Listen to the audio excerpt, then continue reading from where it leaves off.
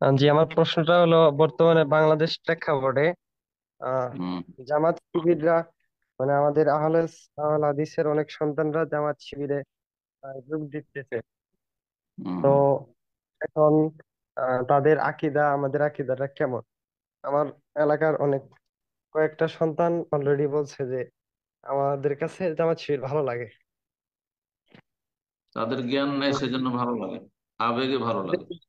যদি একটু বিস্তারিত জামাত বলতেন। ইসলামী, মাওলানা মওদুদি এর জামাত, জামাতে ইসলামী যার নাম কথিত জামাত ইসলামী, এবং জামাত ইখওয়ানুল মুসলিমিন ব্রাদারহুড, এই দুটোর আকীদা মানহাজে গুমরাহি আছে।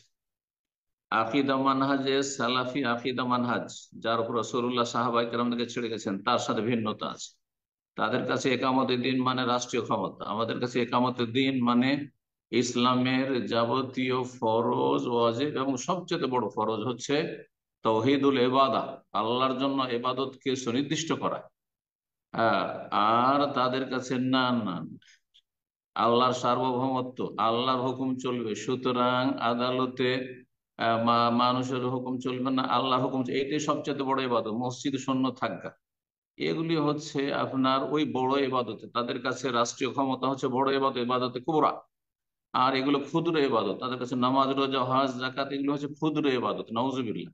এই ভাষাগুলি মওলানা মওদুদীর তফহিমাতে রয়েছে, রাসাইল মাসাইলে রয়েছে। আল্লাহ সব অনিষ্ট হতে হেফাজত করুন। 10টি ধারাবাহিক আমার আলোচনা আছে জামাত ইসলামের গুমরাহি সম্পর্কে, যদি জানতে হয় সেই আলোচনাগুলি শুনে নিন। জি, বারাকাল্লাহ ফিক।